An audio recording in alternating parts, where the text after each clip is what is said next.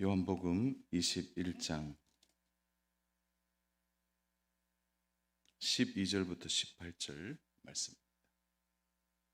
신약성경 186면에 하나님의 말씀이 기록되어 있습니다. 우리 말씀이 좀 길기 때문에 우리 교독하면 좋겠네요. 제가 한 절 읽고 우리 성도님들이 한 절 읽고 교독하도록 하고요. 18절은 우리 같이 합독하도록 하겠습니다. 예수께서 이르시되 와서 조반을 먹으라 하시니 제자들이 주님이신 줄 아는 고로 당신이 누구냐 감히 묻는 자가 없더라.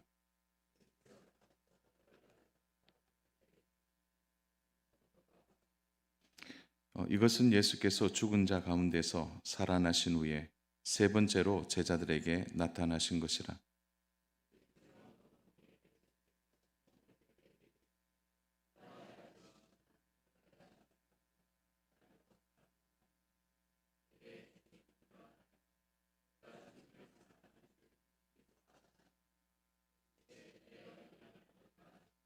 또 두 번째 이르시되 요한의 아들 시몬아 내가 나를 사랑하느냐 하시니 이르되 주님 그러하니이다. 내가 주님을 사랑하는 줄 주님께서 아시나이다. 이르시되 내 양을 치라 하시고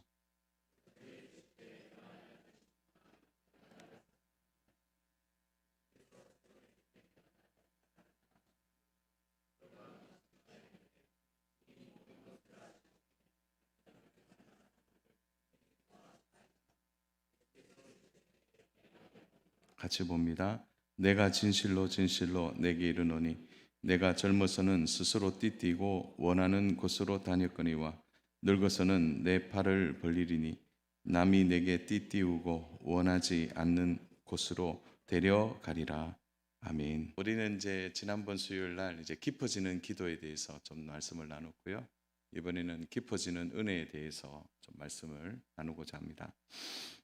가끔 사람들이 하는 대화를 의도하진 않았는데 귀 기울여 들을 때가 있습니다. 그런데 예수님을 믿는 사람들이 이제 하는 대화는 금방 눈치로 알게 되죠. 언어가 좀 달라요. 그리고 쭉 대화하다가 이제 항상 결론적으로 가면은 이제 진짜 하나님 은혜네. 이제 하나님이라는 말을 사용하기도 하고 하나님이라는 말을 빼도 자주 하는 말이 야 진짜 은혜다. 그지?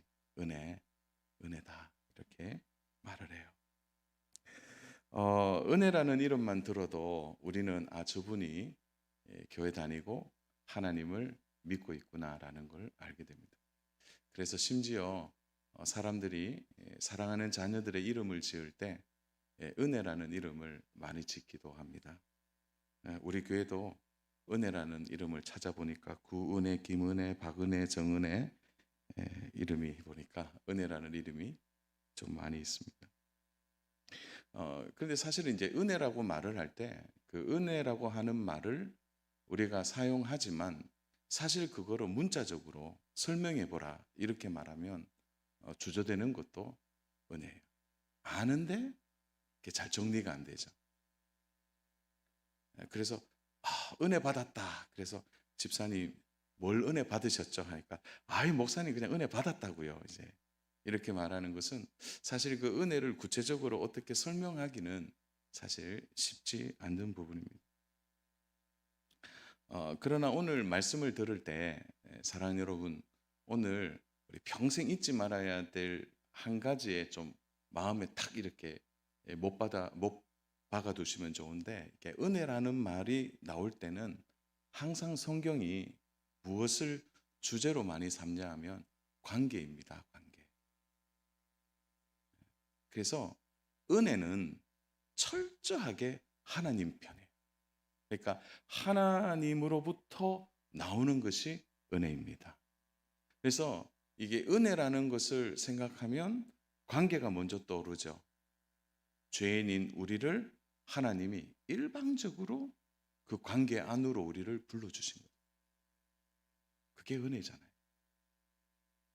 그래서 우리가 만들어내는 은혜는 주로 제한적이고 또 그 은혜는 지속하지 못하고 한계가 금방 드러나죠. 그래서 우리가 하나님의 은혜를 말할 때 그 은혜를 어떻게 설명합니까? 바다를 먹물 삼아도 그 한없는 하나님의 은혜를 다 기록할 수 없다고 말하는 것이죠. 오늘 그런 관점에서 보면 그 은혜라는 것이 하나님으로부터 나오는 은혜이고 그 은혜가 관계 속에서 그 형태가 드러난다면 가장 빛나는 은혜의 본문 중에 하나가 오늘 이 본문입니다. 그래서 사실 오늘 이 본문을 읽어보면은 이 본문 안에는 하나님이 얼마나 특별히 예수님이 제자들을 얼마나 사랑하시는지, 사실은 그 사랑이 은혜로 표현되고 있는 가장 중요한 본문이 오늘 이 속에 담겨 있습니다. 그래서 우리는 흔히 예수님과 베드로의 대화 속에서 하나님의 사랑을 찾기도 하고 하나님의 은혜를 찾기도 하지만 오늘은 좀 전체적인 내용에서 몇 가지를 좀 살펴보려고 합니다. 그런 관점에서 보면 이 은혜를 아는 것은 우리의 신앙생활에 있어서 가장 중요한 동맥. 그러니까 은혜가 잘 우리 속에 이제 움직이고 우리 속에서 나타날 때 그것이 우리의 신앙생활을 더욱 복되고 윤택하게 만드는 것입니다. 그런데 이제 이 은혜가 주로 어떻게 나타나냐? 오늘 본문의 배경을 보면 좀 사실은 어둡죠. 왜 그렇습니까? 제자들이 실패했기 때문입니다. 제자들은 지금 실패하고 각자 자기의 일을 찾아 떠났습니다. 그리고 그들은 극심한 죄를 예수님 면전에서 짓기도 했어요. 우리가 잘 아는 재판정에서 예수님을 부인하기도 하고 예수님의 그 고난의 현장에서 그들은 도망하기도 한 것입니다. 그런 의미에서 보면 오늘은 굉장히 온전하지 않는 제자들의 모습이 오늘 본문 전체에서 소개되고 있습니다. 실패라는 멍에를 쥐고 그리고 부활하신 예수님 만났지만 고개를 들 수가 없었죠. 왜요? 부활하신 예수님을 보는 순간 자신의 죄들이 생각났기 때문입니다. 그리고 부활하신 예수님 앞에 도무지 용기를 내어서 예수님을 따르겠다라고 말하지 못하겠죠. 왜 그렇습니까? 그들은 십자가 앞에서 다 도망갔기 때문입니다. 그런 배경 속에서 예수님이 이 제자들을 다시 찾아오신 것입니다.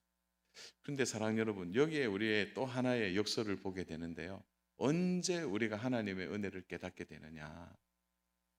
잘 나가고 성공할 때, 그때도 은혜이죠. 그때도 하나님이 정말 나와 함께 하시는구나라는 것을 느끼기도 하지만 성경은 역설적이게도 실패한 자리에 하나님의 은혜를 또 정말 고개를 들 수 없어서 죄를 지은 그 자리에 하나님의 은혜가 얼마나 큰지를 그대로 우리에게 노출하고 있다는 거죠. 그래서 우리 시편의 주옥 같은 시들이 이제 자주 등장하는데 53편 같은 경우는 다윗이 침상을 눈물로 젖으면서 그가 철저하게 죄를 짓고 난 이후에 그가 하나님의 은혜를 깨닫게 되잖아요. 그래서 참 이 성경은 우리들에게 오늘 하고 싶은 이야기가 그거예요. 제자들은 실패하고 죄를 짓고 고개를 감히 들 수 없어서 다시 물고기를 잡으러 간 그 시점에 바로 그들에게 하나님의 은혜가 임하고 있다는 것을 배경적으로 설명해 주고 있는 것입니다. 근데 사실은 이 내용이 예수님의 제자만이 아니죠. 오늘 우리들에게도 그대로 해당되는 말씀입니다. 왜냐하면 우리도 신앙생활 하면서 자주 넘어지기 때문입니다. 때로는 말 실수하기도 하고 잘못된 판단을 하기도 하고 신앙적인 결단을 했지만 결단대로 지키지 못해서 넘어질 때도 있는 것입니다. 오늘 우리가 그럼에도 불구하고 놓치지 말아야 될 것은 제자들을 찾아오신 그 깊은 은혜, 그 하나님이 들고 오신 그 깊은 은혜가 제자들에게만 흐르는 것이 아니라 오늘 우리들에게도 그런 은혜가 있다는 사실. 그래서 오늘 말씀을 오늘 우리의 삶의 동일화 해보는 것입니다. 실패와 부끄러움에 절어 있는 그들에게 바로 깊은 은혜를 체험할 수 있는 기회를 예수님이 오늘 제자들에게 주고 있는 것입니다. 오늘 우리들에게도 마찬가지죠. 주님이 오늘 우리에게 찾아오셔서 죄 가운데 있거나 실패 가운데 있거나 좀 온전하지 못한 우리들을 향해서 깊은 은혜의 모습으로 오늘 우리에게 찾아오신다는 것. 그런 의미에서 우리가 먼저 좀 생각할 것은 예수님의 깊은 은혜가 오늘 제자들에게 어떻게 임하느냐. 그것을 본다면 먼저 우리 오늘 본문을 읽었지만 읽지 않는 오늘 전체적인 본문이 또 하나 나오죠. 9절을 한번 보겠습니다. 9절. 우리 요한복음 21장 9절. 우리 9절 찾으셨으면 같이 보겠습니다. 육지에 올라보니 숯불이 있는데 그 위에 생선이 놓였고 떡도 있더라. 여기에 중요한 단어가 이렇게 나와요. 있는데 있더라. 숯불이 있는데 떡도 있더라. 있는데 있더라. 이 두 단어가 다 현재 시제로 되어 있습니다. 그러니까 제자들이 고기를 잡아 육지로 올라올 때 이미 예수님이 준비해 놓고 계신 거죠. 불타고 있는 숯불, 그 위에 얹어져 맛있게 익어가고 있는 생선, 그리고 떡도 구우셨어요. 예수님은 제자들을 위해 먼저 식탁을 차리신 거예요. 이미 물고기도 준비되어 있습니다. 우리는 본문을 자세히 읽지 않으면 그렇게 생각할 수 있어요. 물고기 잡은 것으로 다시 구운 것은 아니에요. 그렇지 않고 이미 예수님은 생선을 다 준비해 놓고 계셨습니다. 모든 식탁 자리를 준비해 놓고 계신 거죠. 베드로에게 사명을 주시는 그 자리에서 왜 이렇게 음식에 대한, 식탁에 대한 이야기가 먼저 나오고 있을까요? 먼저 물고기를 준비하시고 떡을 준비하신 예수님의 모습을 성경이 그리고 있을까요? 예수님이 제자들에게 찾아오실 때 가장 먼저 한 것이 그들을 위하여 식탁을 준비하는 일이었습니다. 사랑 여러분, 우리는 이 장면을 상상할 때 깊이 떠올라야 될 단어가 있습니다. 그것은 환대입니다. 환대. 환대하는 거죠.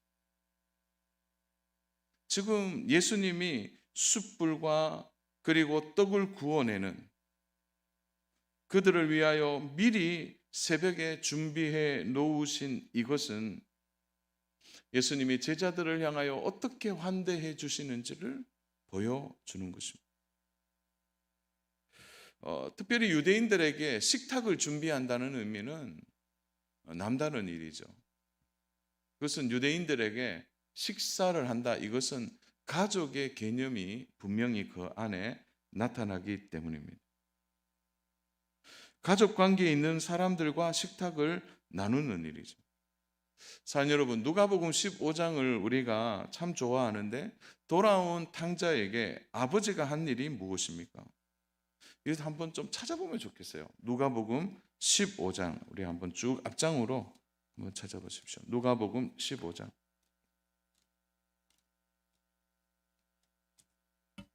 누가복음 15장 22절 23절 말씀입니다. 22절 23절.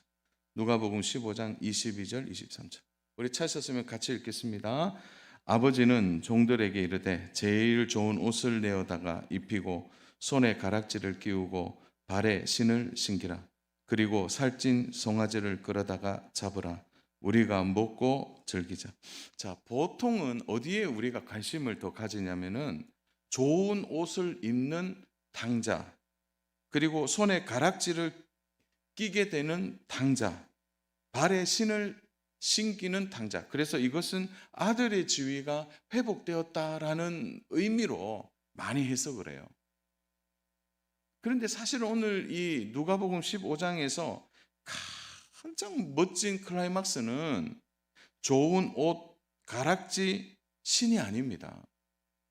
우리 23절에 보면 그리고 살찐 송아지를 끌어다가 이렇게 표현하고 있죠. 살찐 송아지를 끌어다가. 이 말은 뭡니까? 끈다는 의미는 그 의지를 가지고 그 일을 했다는 아버지의 행동을 지시하는 거예요. 그러니까 아버지가 그 중에서 제일 살찐 송아지를 끌어온 거죠. 그래서 살찐 송아지는 그날 쉽게 말하면은 뭐예요? 자기가 그렇게 될 줄은 몰랐겠죠. 그런데 이 살찐 송아지가 와서 어떻게 됩니까? 이 아버지와 아들의 관계를 다시 회복하는 겁니다. 어떻게 회복되는 것입니까? 먹고 즐기자는. 먹고 즐기자. 유대인들은 함께 식탁의 자리에서 먹는 것은 가족이에요. 그러니까 가족의 지위가 완벽하게 회복되는 것은 바로 먹고 마실 때입니다. 이 아버지가 가족으로 받은 겁니다.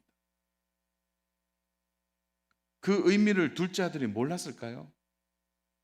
그러니까 이렇게만 끝나면은 누가복음 15장의 강조점은 사실은 더 앞에 있다. 가락지에 있고 신에 있고 그럴 수 있어요. 그러나 우리 30절 쭉 한번 내려볼까요?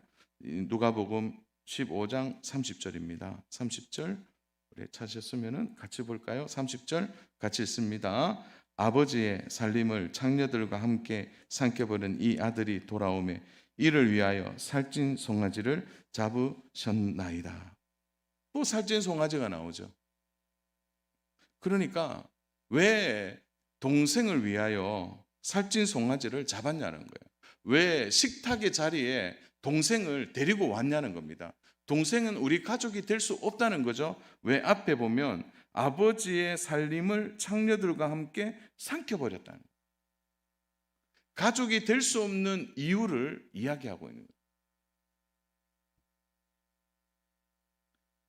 그래서 어떻게 이 아들과 함께 먹는 가족이 되느냐라는 거죠.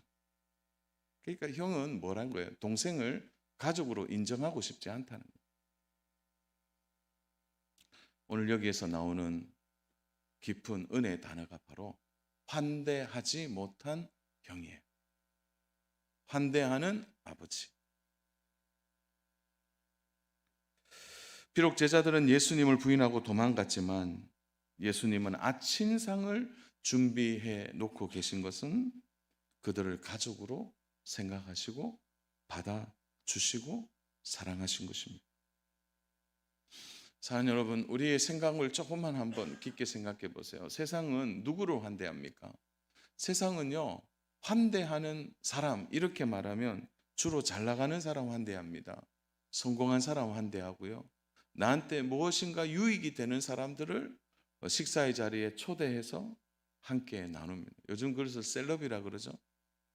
그런 사람들과 함께 식사를 원합니다. 실패하고 나에게 손해를 끼치고 나를 힘들게 하는 사람을 환대하거나 그와 함께 식사하는 일은 쉽지 않은 일입니다. 사랑하는 여러분, 은혜가 뭡니까? 그래서 환대하는 거예요. 나에게 손해를 끼치고 나를 어렵게 하는 그 일을 할지라도 그가 나의 형제이고 나의 자매라는 것을 기억하고 그를 받아내는 것, 그와 함께 하는 것이 환대입니다. 진짜 사랑은요, 상대 중심으로 서사가 이루어지는 겁니다.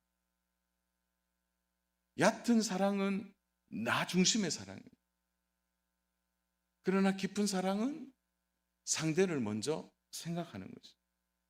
성숙한 사랑일수록 비난과 정죄하지 않죠. 이미 제자들의 마음 안에는 깊은 두려움이 찾아왔습니다. 왜요? 생생하게 예수님을 부인했거든요.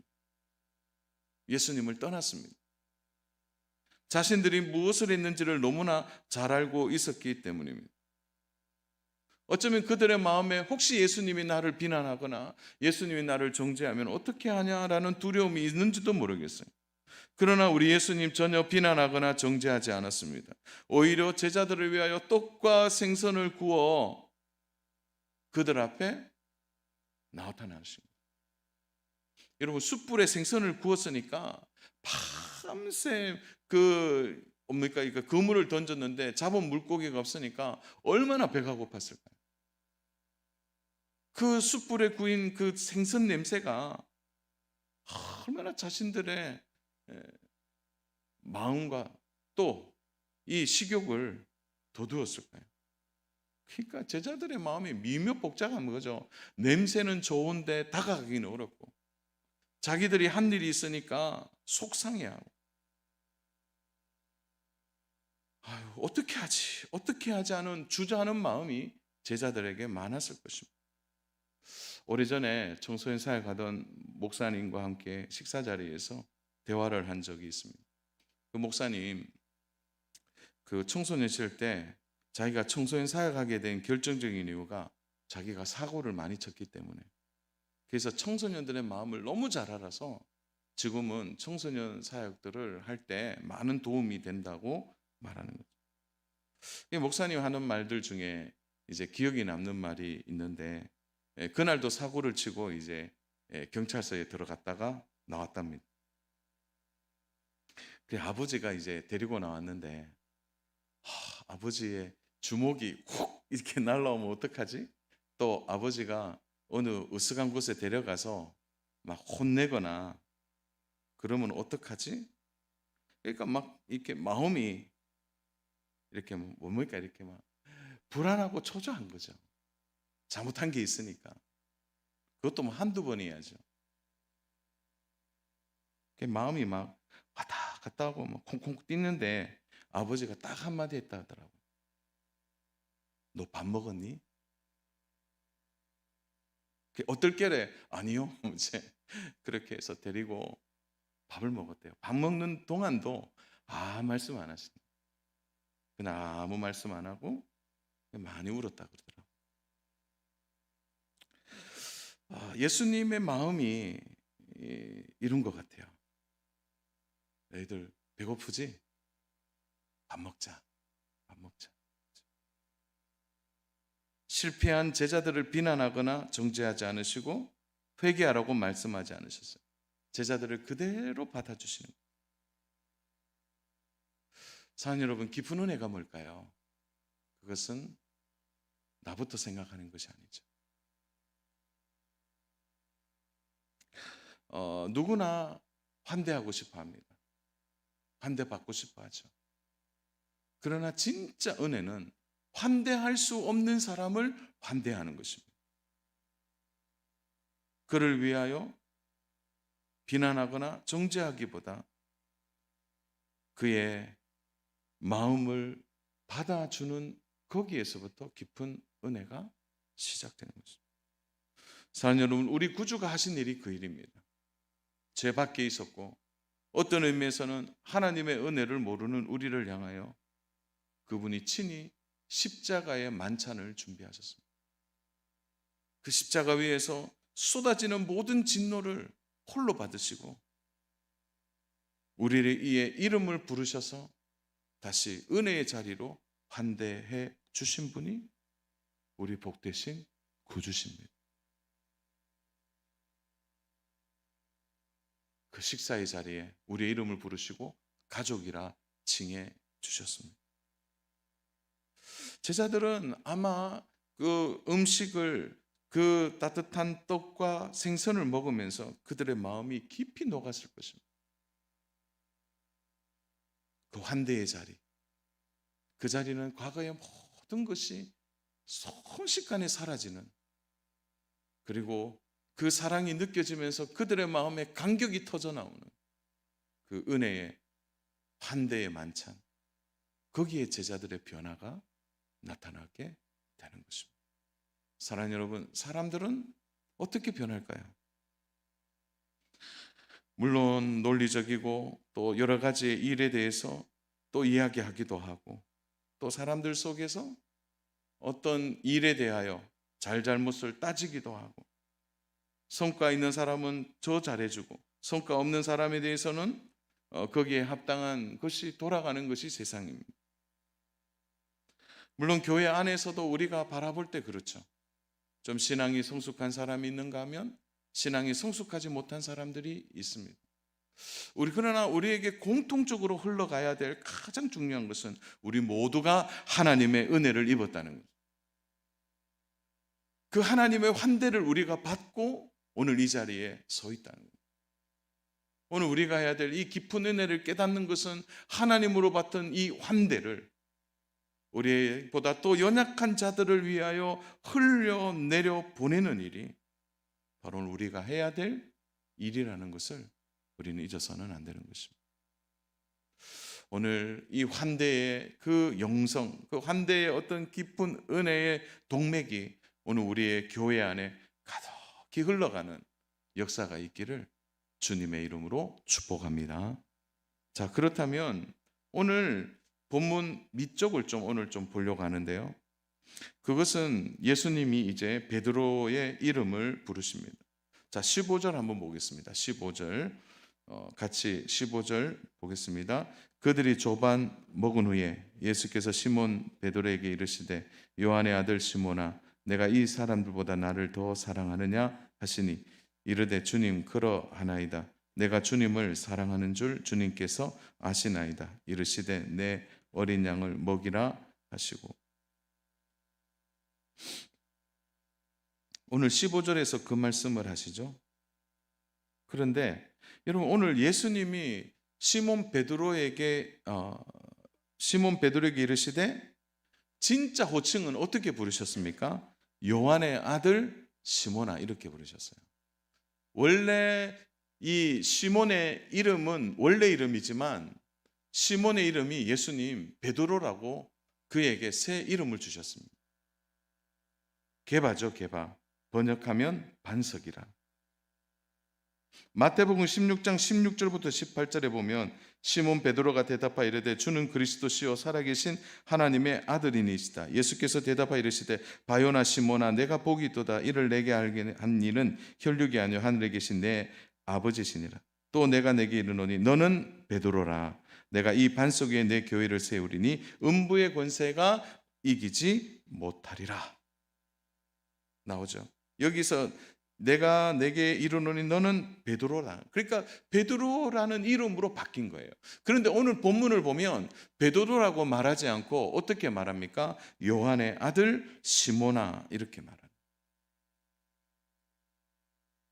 이미 베드로라는 새 이름을 주셨는데 왜 다시 요한의 아들 시몬이라고 부를까요?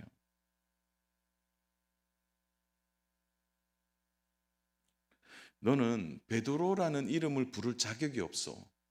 너 한 일을 봐. 그런 의미에서 요한의 아들 시몬아라고 불렀을까요?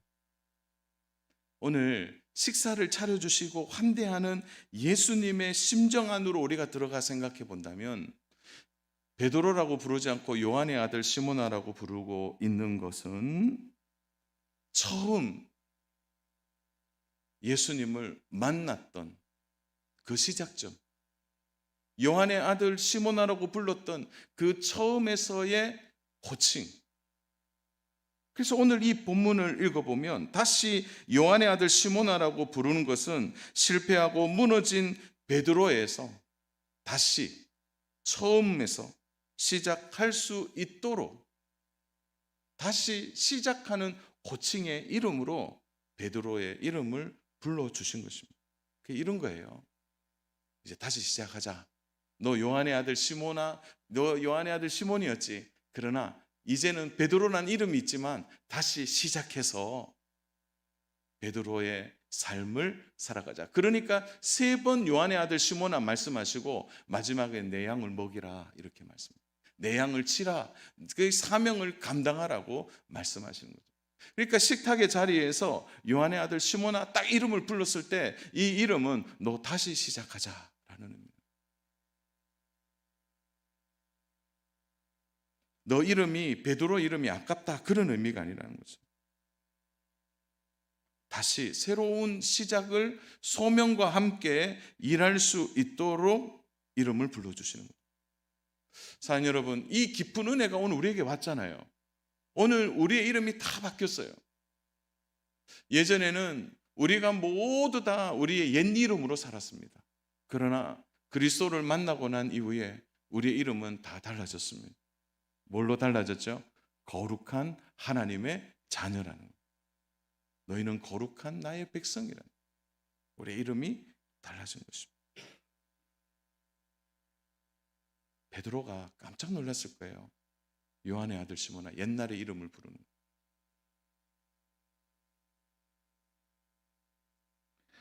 15절, 16절, 17절이 반복되죠. 같은 질문을 베드로에게 하십니다. 요한의 아들 시몬아, 이 사람보다 나를 더 사랑하느냐?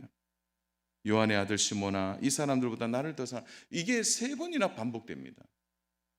그런데요, 이 단어가요, 다 보면 시제가 다 현재형으로 되어 있습니다. 그래서 오늘 본문 전체가 드러내고 있는 가장 중요한 영적 흐름은 뭐냐면 현재예요, 현재. 하나님의 깊은 은혜는 오늘도 현재입니다, 우리의 삶에. 과거를 이야기하는 게 아니에요. 은혜는 과거에 묶여 있지 않습니다. 오늘이에요, 오늘. 현재라는 거죠. 예수님이 베드로에게 요한의 아들 시몬아, 이 사람들보다 나를 더 사랑하냐? 예전에는 사랑하지 못했어요. 예수님을 더 사랑하지 못했어요. 그래서 그는 재판정에서 실수했고요, 십자가를 질 때 도망갔습니다. 그 과거죠. 그러나 예수님이 지금은 어떠니? 라고 묻고 있는 거예요. 지금은 나를 사랑하느냐는 거예요.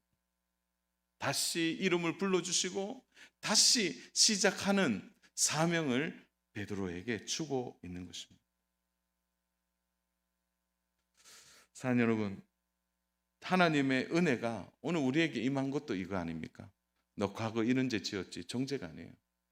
너 과거에 그랬지만 오늘 하나님의 은혜로 산다면, 오늘 그 은혜로 우리가 믿음을 갖고 살아간다면 하나님 그 은혜를 우리에게 주시고 우리는 그 은혜 속에 살게 되는 것이죠. 지금 다시 나를 사랑하면 베드로, 너 다시 시작할 수 있다는 메시지가 이 안에 담겨 있는 것입니다. 사랑하는 여러분, 말씀을 정리합니다. 오늘 깊어지는 은혜가 뭘까요? 그것은 오늘 하나님이 우리를 환대하셨다는 거예요. 우리를 받아주셨다는 거예요.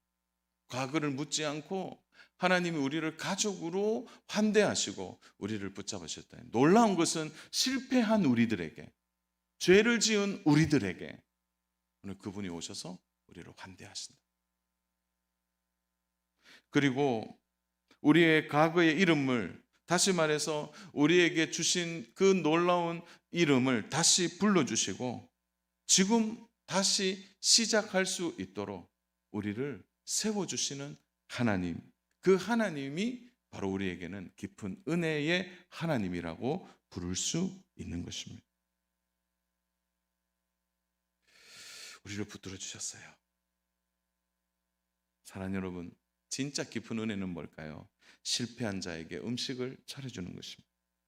깊이 환대하고 선대하는 것입니다. 깊은 은혜가 무엇입니까? 과거를 묻지 않는 것입니다. 실패한 장면, 실패한 상황, 실패해서 손해본 그 현장을 말하지 않고 지금 다시 회복하여 오는 것에 감사하고 받아주는 은혜입니다. 다시 시작할 수 있다고 말하는 것이 깊은 은혜이죠. 사랑하는 여러분, 진짜 은혜로운 교회가 어떤 교회입니까? 바로 이러한 은혜를 가지고 성도들을 환대하는 거죠.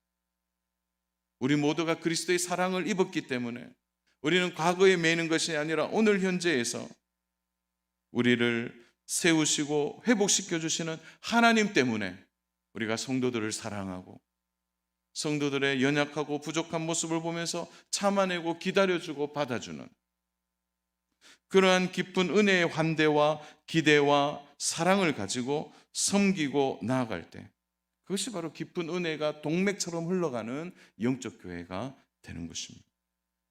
또한 다시 시작할 수 있도록 환대하고 세워주는 일입니다. 그래서 그 깊은 은혜를 다시 덧입어서 사명을 감당할 수 있도록 회복시켜 주시는 하나님의 은혜를 서로 이야기하고 격려하고 그 은혜 안에서 서로 기뻐하고 섬기는 그 역사가 깊은 은혜를 가진 성도의 삶이 되는 것입니다. 저는 바라기는 우리 사랑하는 농공교회가 이런 깊어지는 은혜를 통해서 이제 9월, 10월, 11월, 12월 정말 올 한 해 왜 이렇게 빨리 지나갑니까? 빨리 지나가는 이 손살 같은 시간 속에 우리가 깊은 은혜로 다시 새롭게 또 다시 그 은혜로 성도들을 사랑하고 섬기고 받은 그 은혜를 함께 나누어내는 너무나 복되고 귀한 성도 되어서 하나님의 은혜가 날마다 우리 농공교회에 충만하게 흘러가는 역사가 있기를 주님의 이름으로 축원합니다.